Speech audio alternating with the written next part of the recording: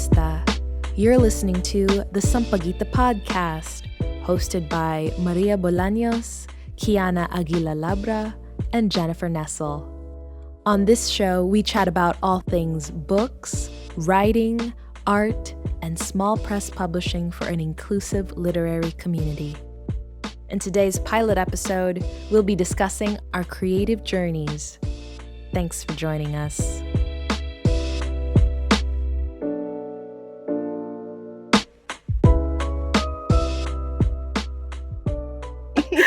Let's just hope.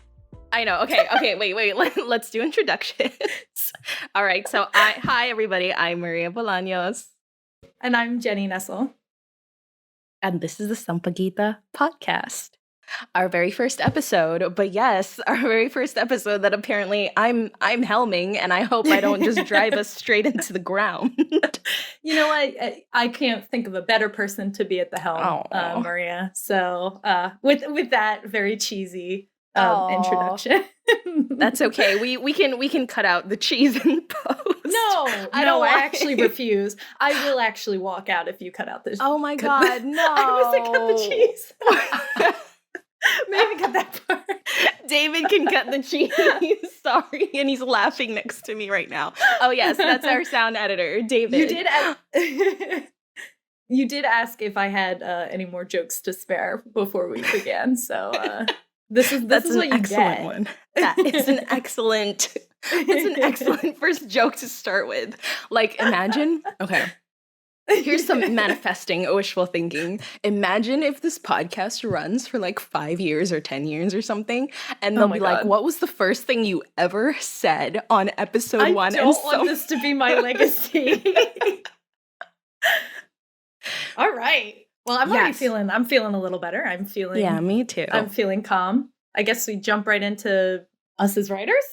I mean, this is the first episode. It is the pilot episode, so I think it's just going to be a chill hangout where we introduce ourselves and introduce this podcast and what all of you out there, all of you speculative people who will be our listeners are going to be hearing for the rest of the series for this year.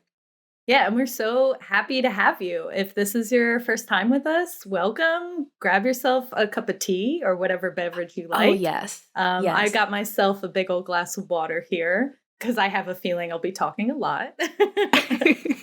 Anyway. But yeah, so just to clarify, Jenny will be here co-hosting the main segment, and then later on for the exclusive Patreon listeners, Keana will be coming into the Zoom studio to discuss some behind the scenes stuff. Nice. And I'll be gone. I will not be a part of that, I guess. We'll miss you. You'll be there in spirit. I will. Of course. Okay. But intros. So, care to introduce yourself, Jenny, with like a little background about you? So, I'm Jenny Nessel. I've been a writer for, so my rocky road with writing has had some starts and stops to it. I feel like I started high school. I guess it's like 2014. But I started writing like a lot of poetry, and I did start with my short stories. So I write mainly fiction, and I do write some poetry now. My goal, whenever it ends up coming to fruition, is hopefully one day a novel-length work. Wow. But at the moment, I'm mainly focusing on short fiction and studying what makes a good narrative. How do you take tension with characters? How do you sort of manifest like deep philosophical questions within a body of work that's going to be exciting to read? It sounds easy, but it's really not. It doesn't sound easy. I haven't gotten the hang of it. But I want to say that since 2020, I've really been ramping up, and I've been trying to write more consistently. And I think as we move forward, what you'll hear me say a lot is having writing be a part of your daily life, whatever form that might take. And everybody's a little different. Like every writer, that daily routine is going to be a little different. But you'll find that I'm a little more regimented with it. I'm a little awesome. militaristic with myself about how much I write every day. I'm saying it's not for everyone kind of thing. And I can speak a little bit more to that later. But yeah, my journey with writing has been, it's currently evolving, it's always evolving, hopefully. But I love it. And I wouldn't trade it for anything because I meet really cool people along the way, like you, Maria. Aw, and I get to meet you. So thank you for being a writer because, man, what other way would we get thrown together like this? I know. Oh my gosh. I feel like, when did we first start talking? I feel like it was in 2020, right? Probably, yeah. With the sharp influx of bookstagrammers. we were in that cohort. COVID, yep, that was our COVID hobby, I guess.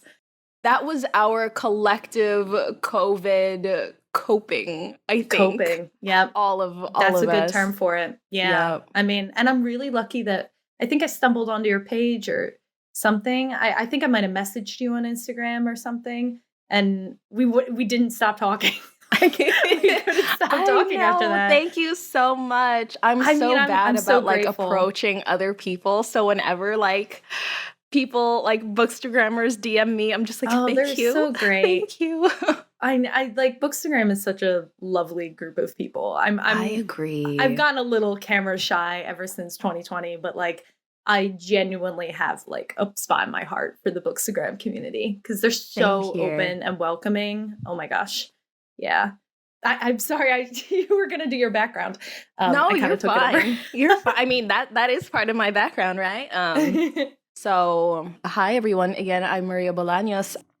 I think I am not as consistent with writing as you are, Jenny. I would probably say I've been writing longer in that I was always the kid that was like reading books off in the corner and like writing stuff and I was that snotty kid who didn't understand boundaries with teacher workloads because the teacher would assign like a 1-page essay and I would show up in my like gross little here's my 8 pages because I can't stop talking.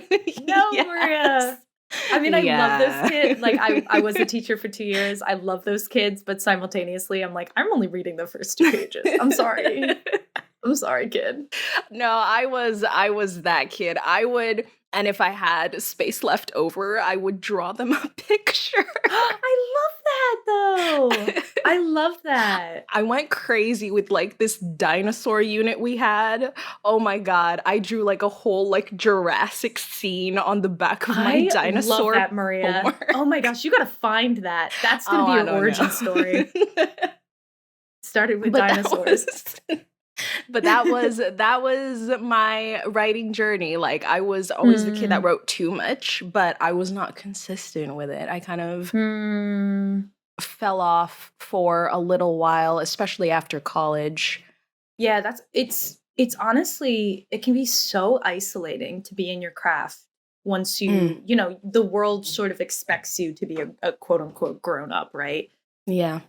And sometimes I feel as though when you're in conversation, especially with people who are not creatives, it tends to be like, oh, you're doing that as a hobby, right? Like you're doing that like off the side, right? So I definitely don't blame you, and I feel like I was right there with you. It's a lot to have that in your life. And that's why I was really thankful for Bookstagram too, because before Bookstagram, right, it was exactly as you say, nobody else around me was a writer or any really sort of practicing creative. So I didn't have that. I tried to find them online with like, what was that website called? Like meetup.com where I was on that as well. Really? And I never went to any meetups. I know someone told me like, oh, you should do like a writing group. And I never went. I tried. I went, I found like one group. I went to one, but it wasn't for me, I think, because I really preferred the Bookstagram way, where you build a rapport with people and see the kind of things they do, and you find out who kind of meshes with you the best, and then get into talks about like collaborating together, like on a podcast. Yeah, because that's honestly how I got drawn to your page, because you were reading a lot of women of color, and that's particularly like the type of reading that I'm drawn to as well. So I feel like Bookstagram allows you to kind of have conversations with individuals that like they already have sort of like the background, and you're able to have a sort of rapport already like off the bat, because you both have a passion for it. And I agree that like I had tried, I mean, in college and a little bit after college, like right before COVID, I was like very much into like poetry readings and things. And I would go and I would try and I would tremble the entire time. And then that would kind of be it. Like it stopped there. You would read your work and there was never a conversation afterwards. And, you know, you and I have spoken to this off air, but like we've kind of spoken about like finding a community that's more than you read the work and it stops there. It's kind of like the work lives and evolves with the individual and the community. Like I know that's something really big for you is the writing community and the creative community. Definitely. Yeah, definitely. I don't know if you want to speak more to that. No, I mean, you're part of that community too. So I wanna hear how you find it. But like, I definitely have changed my understanding of what literature is after the whole Bookstagram like opened the gateway into the literary community, and seeing like practicing artists and practicing book reviewers who are artists in their own right? Yeah, like they really actually engage with a text. Like I will write something, let's say, and then present it at some open mic, go to an open mic. First of all, that was like not a thing I did before 2020. I go to an open mic and present my new shit, and they'd be like, wow, and they would interact positively with it. But after that, they would actually go. I've had friends who would go think about it some more, which is ridiculous, and come back and later. Be like, I worked on a response.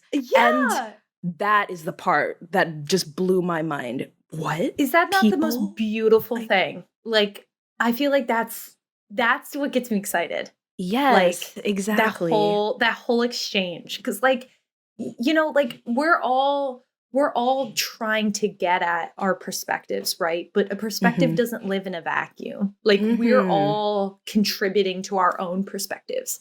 The people you surround yourself are ultimately what you're going to find in your own writing. So if you're surrounding yourself with people who are not engaging with work, not engaging with diverse work, and with even, you know, as a white person, like I need to engage with work that maybe I would have previously disagreed with.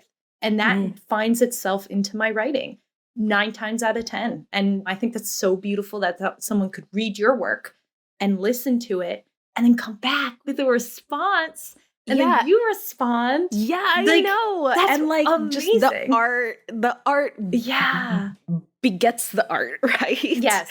Yeah. So like, oh my gosh, that gave me tingles. I love that. I love that. That is so beautiful. And I feel like I can't follow up with that. So I mean, okay. That's honestly, I feel like I would think that's kind of why we started this podcast too. Is having the literal dialogue. This in itself is the art form. Yeah. Like people are listening to the development of Sampaguita Press and the art of Sampaguita Press in real time as the two of us, 2 editors, are chatting. Yeah. Like this is, It's a daily choice, like that you want to create more. And when you're surrounded by people who also love to create, I think it makes that choice a little easier, doesn't it? Yeah, I agree. Oh my gosh. I mean, I feel like that's a good transition to, I don't know, what we're reading. What are we engaging with? What am I reading lately? Well, how about you start as I try to remember what I'm reading lately. What have you been reading? I actually, thank goodness, I brought my current reads with me because I have a tendency to forget what I'm currently reading. So I actually found this book from a recommendation from a friend, Girl, Woman, Other by Bernardine Resto. Yeah, it's I think it won the Booker for 2019. My friend just recommended it and I picked it up, I want to say like last year, and it kind of sat on my shelf. And then I picked it up. I recently went on vacation, so I read it on the plane and I charged through it. I think I'm like 200 pages in and I just like ate it up. It's so good. It really does discuss Blackness, queerness, relationships, community, and it touched on a lot of subjects, you know, everything from what a healthy relationship is to what an unhealthy relationship is. It's wonderfully written. And I actually kind of like the format too, because it's almost kind of written line by line. Like it's almost like when you look at it, it looks like a poem. Like how the pages are laid out. Interesting. Which is really interesting. And it shifts perspective every chapter. So every chapter you meet a number of characters and then it'll pick one of those characters from the next chapter. So you're seeing how all of these characters are linked and what Blackness means to each character and what that might change as they get older, or like you have some really young characters too. So it's beautifully done, honestly. Like I'm racing through it. And I probably should slow down, but I definitely recommend it. Yeah, I definitely recommend it. And then the other one that I picked up, I think I was just like, I wanted to tackle a behemoth, House of Leaves. Who's the guy who wrote House of Leaves? Oh my gosh. I'm like trying. House of Leaves. That sounds so familiar to me, but I cannot. Mark Z. Danielewski. I want to say this is one of the weirdest books I've ever read. What's it about?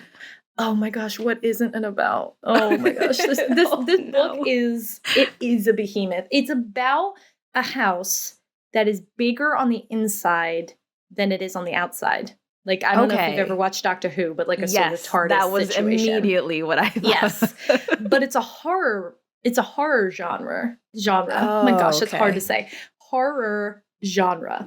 And it's like this guy finds a manuscript. So like the first chapter is like via typewriter and he's saying, don't read this book, don't read this book. And then the next one is like an academic work. So it's really like heavy.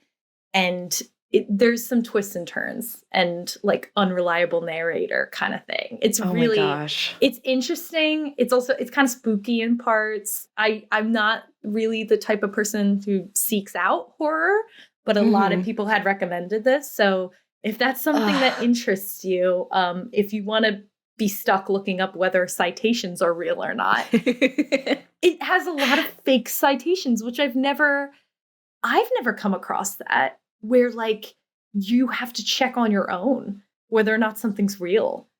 Wow. You have to like go online and like check. So it's interesting. Weird. This is the weirdest book. What a way to troll readers. It really is. It's like, I think it was written in the 90s. I don't know. Correct me if I'm wrong. But so it's like the last burst of postmodernism where everything's like a experiment type of thing. You know, and you're just kind of seeing what your reader will go along with. So it's fascinating to have these two very different books that I'm undertaking. That reminds me, what you just said about the fake citations reminds me of a very silly childhood memory that I had, where, have you read the book The Princess Bride? Yes. Okay. I have read the book when I was very young, though. So oh my gosh. The entire thing, I can't remember if it's like even said on the cover or if it's like the title page or whatever, but I swear, I think it was like The Princess Bride, a condensed version by, you know, who's the writer? I can't remember, but the author, a condensed version by author's name. And I was a kid when it was assigned as reading for school, and being the child I was, completely took at face value the print on a published book.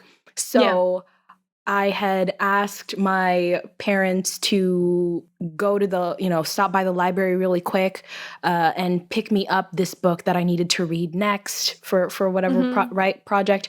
And so my dad comes home with Princess Bride, and I saw it and I went, oh no, this is the condensed version. I need like the real version. And for so like cute. One full day straight, I literally, oh my God, I went on all of the BarnesandNoble.com, Borders.com when Borders was around. So he made that up? He made it up. That's the actual book, but he calls it the condensed version, and he constantly makes a reference to this to the fake, to the fake original writer. And I was stressing out so hard that I was reading the wrong version, but I couldn't find the other version anywhere else. I must have been so young that like all of this kind of flew over my head, because like I did not remember. You had your critical thinking skills. Young Maria had a lot more critical thinking skills than young Jenny. A very limited amount, because I totally believed it. And just stressed out and thought I was going to be in trouble for reading the like Spark Notes version. And then that is such a kid thing. That's so cute. Oh my God. That's so cute. Meanwhile, I was like, I guess this is perfect. I found out only later that I read the right version, the only version, and I was so mad. That reminds me of a series of unfortunate events. I feel like that series always kind of references the fact that there's like another manuscript, or like I have hearsay, or I have videotapes, or recordings of these things happening, and I ate that up. Oh my gosh. Yeah. Oh my gosh. I wasn't a Harry Potter kid. Thank goodness. But I was a series of unfortunate events child. So was I. That was my stuff. I almost met him. Lemony Snicket. My friend. So apparently he was just like at the Barnes and Noble at my local mall. And my friend texted me one day like, hey, do you want to go meet Lemony Snicket? And I was like, oh my God. Yes, but also like I have a family party, so I can't go. Aww. And she got me a signed copy of the first book. That's a good friend. So I have a signed copy that says to Jenny with admiration and dread, Lemony Snicket. I love that. That is so probably much. The coolest thing I own. That's so cool.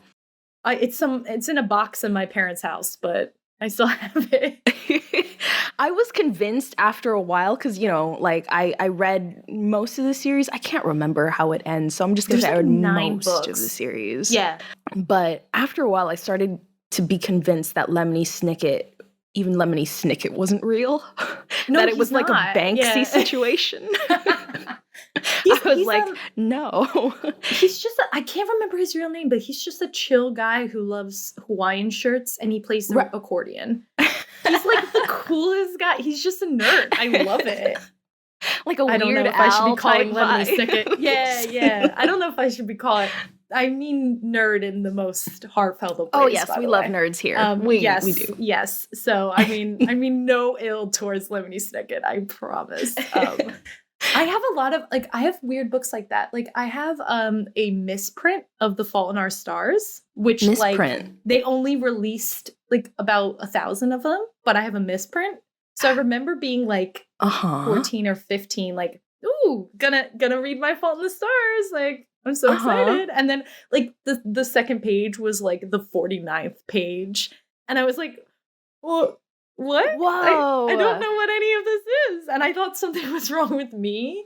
And then I think John Green had like tweeted or something like, you can send back your book and we'll give you a different one. And I remember being like, no, because this is really popular and this could mean money. I was like 15 and I was like, hee. How enterprising of you. I love it. I have not seen any money from that copy. I still have it, but joke's on me. Oh my gosh. Also, as a kid, I used to follow the Vlog Brothers. Yes. They were, yes. I even, what was it? I'm pretty sure I got drunk off of my own childish confidence one day and attempted to like add and message Hank Green. Which Never he's like heard back. TikTok famous now. Oh, like is jokes he? on you for not. I mean, did you end up No. messaging him? No, I did. And Oh, he good for never you. responded to me. That's okay. That's okay. Yeah, that's fine. I remember he had a like birthday or something, and John made a collage of all Nerf fighters, like doing the Nerfiteria sign, and I sent my Aw. photo in. I sent my Are photo you in. in It's that one of the collage? photos. Oh my yeah, I'm in the God. collage, and it's not because I was so worried at that point about like my identity kind of thing. So Yeah. I don't have a head in it, and I have my little Oh, DFTBA on my hands. smart. Man, Maria, we could have been friends so long ago. We were both like major nerds. I was like the Wow. only.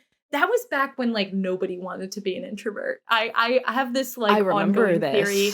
Everyone wants to be an introvert now. Well, 15 years ago it wasn't cool. Nobody wanted to be an introvert. I think if you were it a was nerd, it wasn't a good idea. Jeez. I think it was because of the popularization of the nerd and introvert, thanks to Vlogbrothers, Big Bang I'm Theory. grateful for it. Like, yeah. Yeah, I don't know. Yeah. We would have been friends. We would have been friends for sure. By the way, I don't think we got to talk about, what are you currently reading? I don't have it in front of me right now, but I am currently reading 2 books that I'm a little behind on. And I say behind because I like to set arbitrary timelines for myself, that I like to finish a batch of books in per month. It's the way my brain likes to work. I like to compartmentalize something. Yeah, you churn them out. You go through a lot. No, not these days. I've actually been really happy about the new workload I've had for the Bookstagram. That's good. I went pretty much silent for almost a full year. Yep, and then I'm still silent. And now that's okay, because art takes many shapes, right? Sometimes it looks like a Bookstagram and sometimes it looks like something else. Yep. And if you just try to force the one form forever and ever, you kind of deprive yourself of that evolution too. I like that. Yeah. At least that's what I say to make myself feel better. I mean, it makes me feel better. So you have like a set amount of books? Yeah. So the February books that I'm reading, that I'm hoping to like finish up, and then I'll write a couple of like little reviews on my Bookstagram at the end of the month, is Soft Science by Franny Choi. Oh, Franny Choi. Okay. And Love After the End, which I think is an anthology. I haven't even opened that one yet. I've seen that Soft Science. Is that... It's a poetry collection. Short story? Oh, okay. Yeah. Nice. I tasked myself with reading kind of books following, even just like touching on things that remind me of David, because February is David's month in my head. And he's a science guy.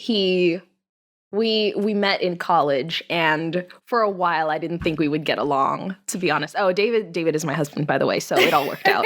But yeah. No, David is just a random guy who lives in your house. My roommate. He was a science guy. He was like an engineering major, and I was like an English major, and I did not think we would get along, because like we would always butt heads about, he was very much like a liberal arts, and I was like, whatever, science, STEM kid, like, right? And where was I going with this? Oh yeah, so the reason why you hate each other? Oh, okay.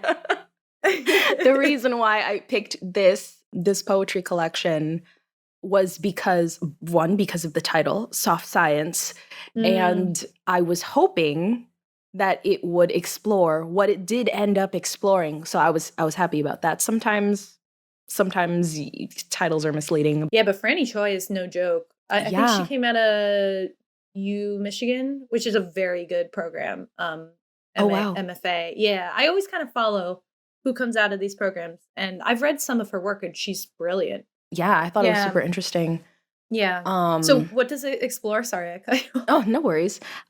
It was like, so it's about, how do I phrase this?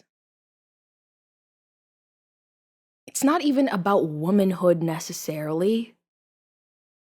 It's more about not being a man, if that makes sense.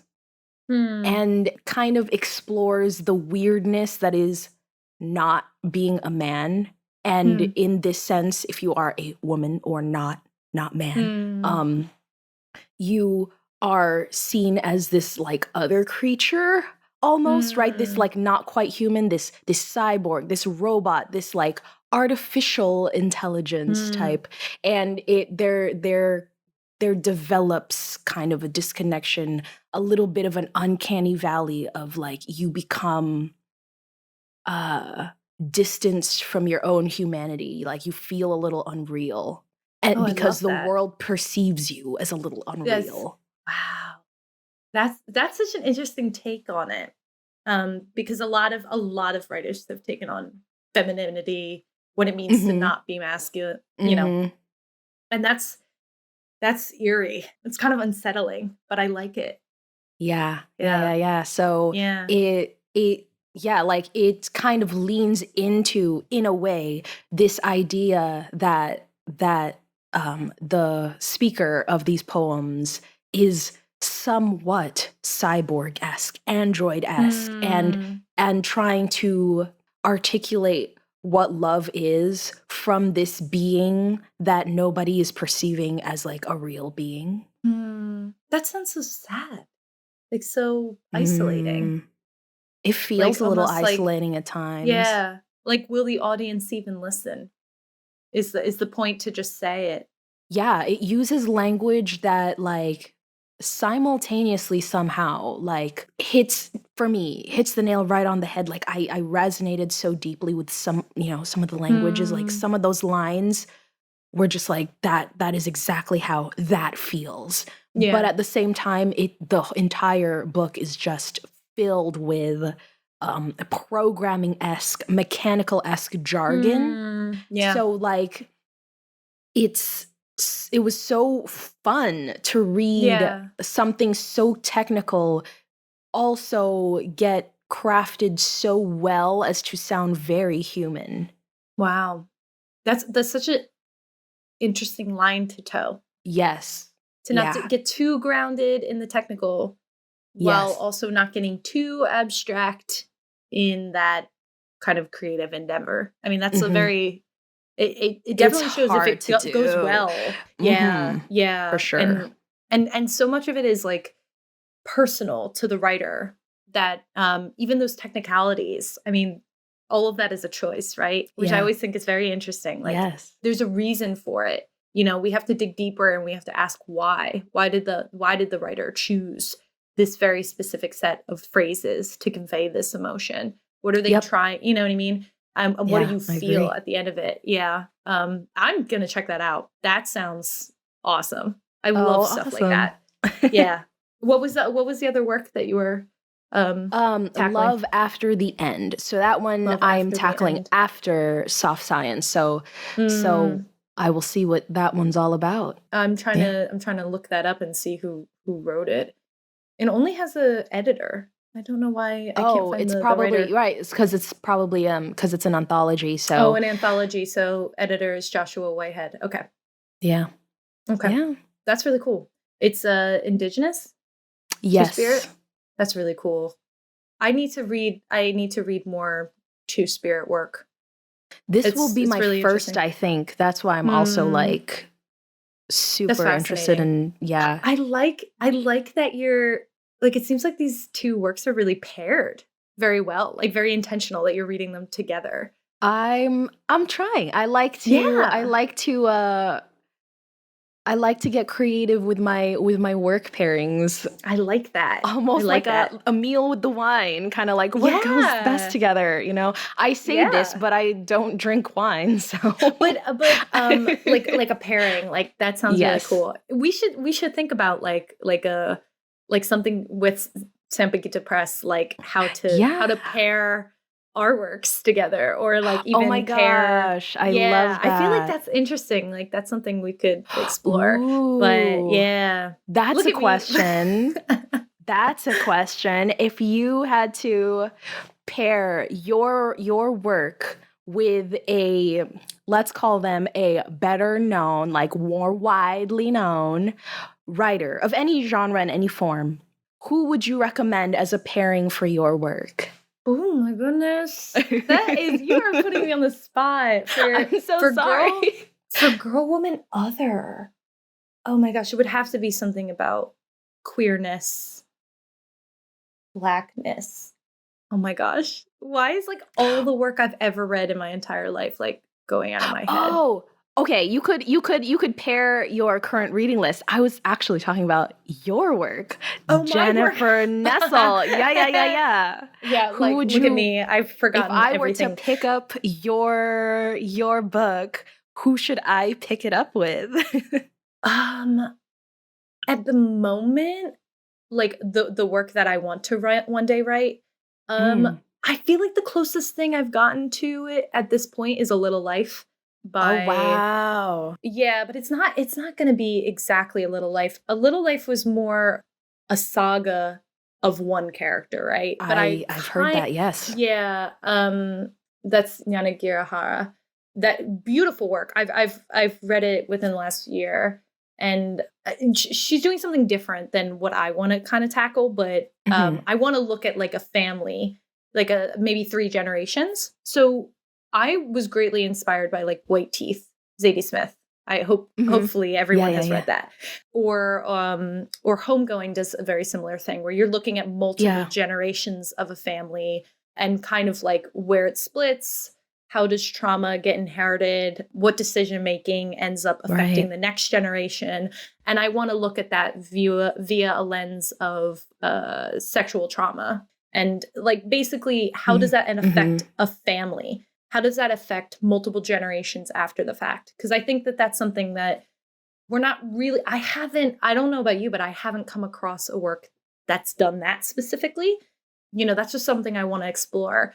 But yeah, that's A Little Life, super exciting. A Little Life did parts of it. And I think I looked at how the public received Little Life. It's a divisive book, right? Like there's some people that really love it and some people that really hate it. And I remember talking to one of my family members is a victim. And I asked them like, you know, this happens. Like, how do you feel about that? And they were like, it's almost like not enough pain in this book. Because you can never understand it, is how they said it. I was like, wow. They're like, there's no words I could ever tell you so that you understand. Wow. And I was like, wow, that's something that stays with me even when I read a work by any author, like an author that's different than me. Like, I will never understand what it is like to be someone who is Black, someone who is a gay man, right? Like, I will never understand these experiences. There's no words that could directly describe that. And that's changed how I feel about things and how I feel about my own writing, that it's not my job to convey it 1000%, right? Like it almost kind of like releases that pressure as a writer. You can only try and the reader can only try. And hopefully you meet in the middle and you get that sort of empathy. But yeah, that sticks with me. That was really cool. And that person is not a writer. So I was like, there's like a writer would be in their head being like, well, maybe it does this and maybe they do that. But like, there's something about like someone who hasn't read the book, but has had that experience. And you know what I mean? Like even me as a writer, I'll never be able to fully grasp via writing how that experience is. And I agree. Yeah, it's a puzzle, but that does remind me of like this one thought that I thought was a little sad in the moment that I thought it, but now I'm just I've accepted it, is that I just kind of had this thought one day that like any book I'm holding, any book I'm reading is not the book, for lack of a better phrase, in the soul of the author. That any writer who writes a book, and this is not to sound like defeatist or anything like that. It's just an interesting observation that any book that I will ever try to write is not the book that I want to write. Oh, like literally that I've had that thought before. Right? Like there's a thought that you'll never be able to get at. Yes, exactly. That like however you think it will not, there will always be that one little hair that is just not there. There's some essence that will evaporate in the journey it makes from your head to the page that will just not be there. And at first, I used to think that was very sad and frustrating, but I've kind of made my peace with it because it also gives you a level of protection, doesn't it? Mm-hmm. Like this work is a work that I've made, but it is not exactly me. It's not like I grabbed myself. It can never be. It's its own thing, and just let it exist as itself, you know? And writers particularly, like there is a pressure. Yeah. People who are not writers, they come up to you and they say, "Do you believe this?" And you're like, "Well, a character said it. I don't necessarily believe it, or maybe that character is supposed to serve something." But like, we have to let that pressure go. We have to say, it's not me. I'm allowed to have this work speak for itself. And it's okay if I never get to the bottom of that thought, that in itself is trying, and that in itself is contributing to a greater conversation. And that's why we need to read one another's work. That's why we need to constantly ask questions, because if we were to sit in our own lane and say, "Oh, well, that's my work, you know, end of the day, I'm done," then that's that stopping point that we kind of talked earlier. Like, that's not having a community. That's not contributing to anything. You have to almost say, "Well, I tried and I didn't get the answer, but here it is." And you come up with it together, reader and writer together. Exactly. I agree. And that's why writers have to be readers. You have to engage with more work, and you have to see where someone else is coming from, to know where you're, sort of going. You said it much better than I did, Maria. No, I'm very inspired by what you just said, and I'm kind of excited about, circling all the way back to engagement with the work, because it's almost as if every book is 3 books then, right? Yeah. Like there's the book the author feels, there's the book the author writes, and then there's the book the reader reads. And those are all 3 different books. Yeah. And to think that the same bundle of papers could be 3 different things at exactly the same time is just so fascinating to me. And it says a lot about like the possibility of any work. Yeah. It's scary, but it's also like there's a beauty in that fear. You know what I mean? Like, it's a lot. Wow, what a first episode topic to tackle. Were you all ready for that, listeners? I know. Oh my God. Kind of forgot that there were listeners to this. Which is the best way to have a podcast, I think. Exactly. I feel like that was a good place to stop. I mean, like I feel like that was a good snapshot of where we are and like kind of what we want out of this, right? Yep. Yeah. I love that. So I guess we're just going to wrap things up here. It's been a blast getting to chat with you, Jenny. It was a blast. Thank you for having me. And thank you all for listening.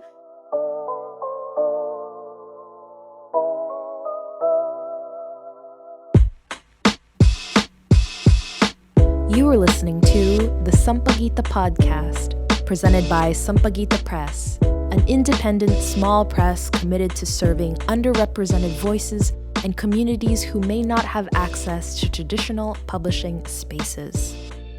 We publish works by and for artists of color, of all genders, and LGBTQIA+ identities. If you enjoyed our show, please consider supporting us on patreon.com/SampaguitaMarias, where select patron tiers will get access to exclusive extended cuts of every podcast episode, as well as access to community events and all our publications. You can also follow us on Instagram at Sampaguita Press and visit our website, sampaguitapress.com, to join our newsletter to hear about all our latest updates. From all of us on the SamPress staff, maraming salamat. Thanks so much for listening.